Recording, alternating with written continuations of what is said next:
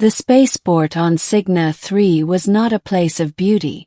It was a rusting labyrinth of cargo bays, corrugated metal hangars, and towers that leaned like tired old sentinels into the gray clouds above.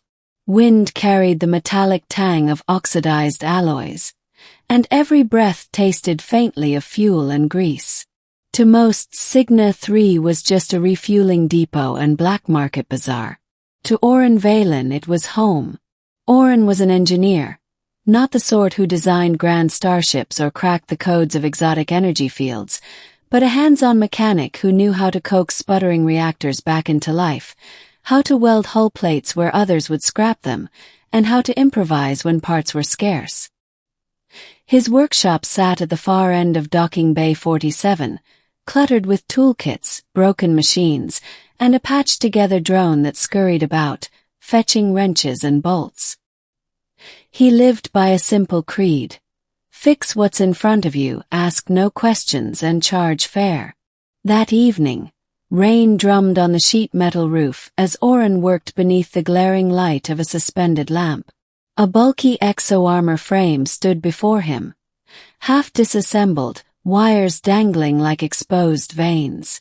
Its plating bore the scars of battle, deep plasma burns, cracks spiderwebbing across composite armor, the kind of damage he'd seen only from military conflicts. He had just finished sealing a fissure along the chest plate when he heard the footsteps. Measured, heavy, confident. The figure who stepped into his workshop wore a cloak that dripped rainwater onto the floor. Beneath the cloak, the unmistakable outline of a woman in alien combat armor gleamed faintly. She pulled back her hood, and Oren caught his first full view of her face. Sharp, symmetrical features, eyes that glowed faintly like bioluminescent oceans. Skin the color of dusk with faint ridges running along her temples, pulsing ever so slightly. She was not human, one of the Veilorians, a race Oren had heard rumors about but never encountered up close. Whispers said they were warrior nobility from beyond the Sable Rift, each trained in combat from birth. "I was told you can repair what others cannot," she said, her voice calm but edged with command. Oren wiped grease from his hands onto a rag, masking the flicker of unease he felt. "Depends on the damage. Armor like that can fix it. But it won't be cheap." Her eyes narrowed slightly, not in anger but in assessment, as if weighing his worth. She set the battered suit down with a metallic thud. "Payment is not an issue." Oren gestured for her to sit on the bench while he examined the damage. "What happened to this?" he asked without looking up. "A battle," she replied curtly. "Must have been some fight. No battle worth remembering is ever small." He didn't press further. Curiosity killed many in the frontier, and Oren had no desire to end up another cautionary tale. He pried open the chest cavity of the armor, exposing its power conduits. Something about the configuration struck him as unusual. The energy distribution nodes were refined, more advanced than even the most recent Imperial models. "This isn't standard Veilorian soldier armor," Oren muttered to himself. Her gaze sharpened, though she said nothing.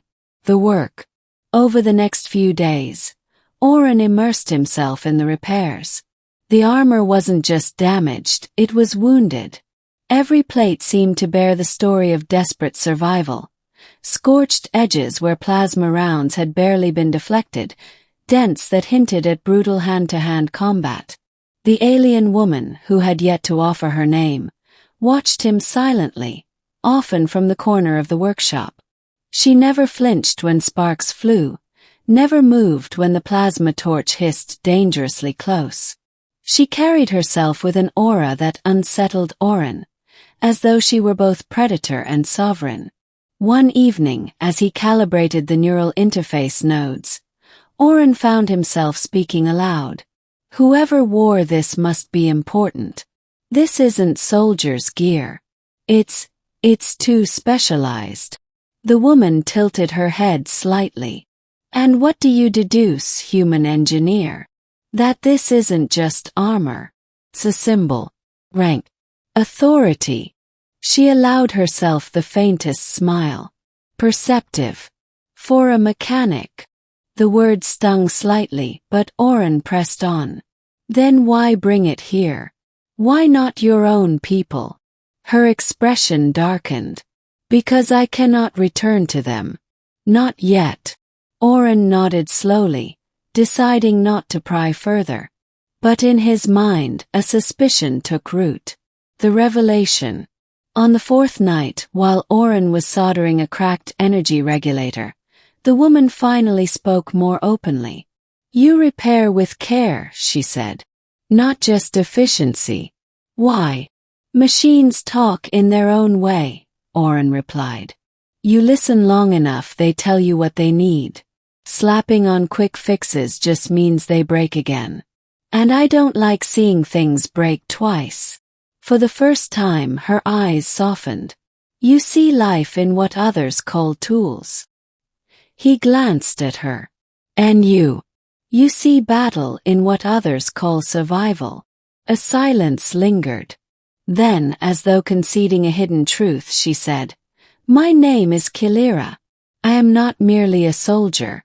I was queen of the Veilorian ascendancy. Oren froze, soldering iron hovering above the circuitry. Queen. Yes. Her voice was steady, but her eyes carried shadows. My fleet was ambushed in the rift. Betrayal within my own court. I barely escaped with my life. My enemies believe me dead. If they knew otherwise, they would hunt me without mercy.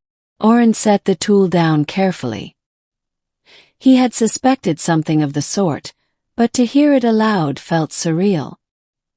He was repairing the armor of an alien queen, exiled, wounded, hiding among rusting docks and smugglers.